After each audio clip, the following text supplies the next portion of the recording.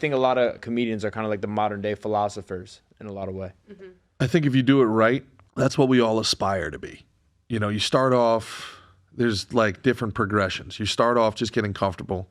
Then you start off with crutch jokes like dick jokes, black guys, white people, am I right? And then you learn how to make people laugh. You learn the tricks. And then once you learn the tricks of how to make people laugh and you have a couple jokes that you know no matter if I try something, I can get the room back, then you have the comfort to start finding your voice and being yourself.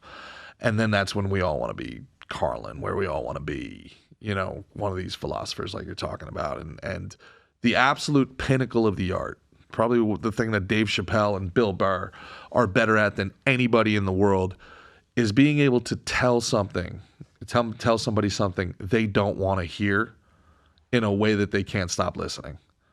You know, to be able to something they would disagree with, but you make it so like 100%. You know, Bill Burr sits there and tells a joke that's going to piss off both pro-life and pro-choice people, but he does it in such a perfect way. His delivery is so good, and his punchline is teased so perfectly that you have to wait for the end of it, and you're like, can't argue. Unbelievable. Now there's other people where you've been watching comedy and you know on Netflix, and I'm not going to say who they are, but like, and I'm literally 30 seconds, and I'm like, I'm out. I'll see you guys later.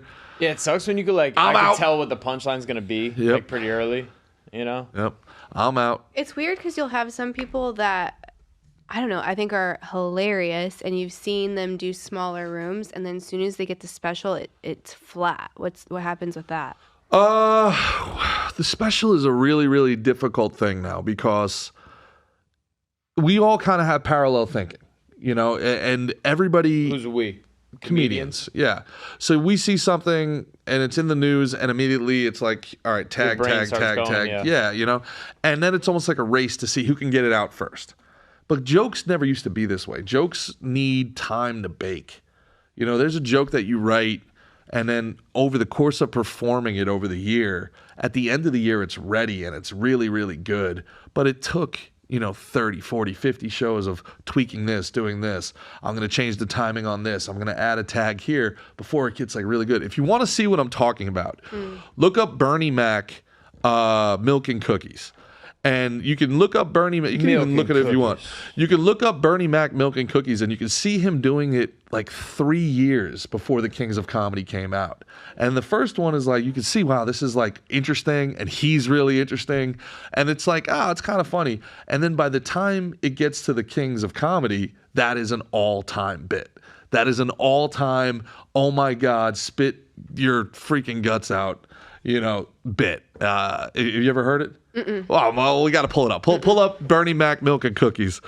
R.I.P. Bernie Mac. Goddamn late for some damn cookies and milk, man. Take your punk ass upstairs and get some rest. That's how I talk to them. Fuck that timeout shit.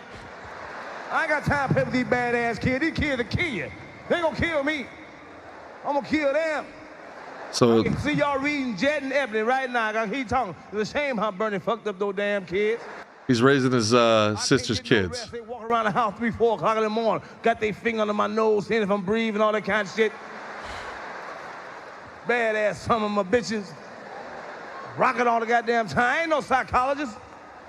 Then this man gonna sit up there, she gonna go upstairs. The 2-year-old, heard the 2-year-old say, "Where the cookies and shit?"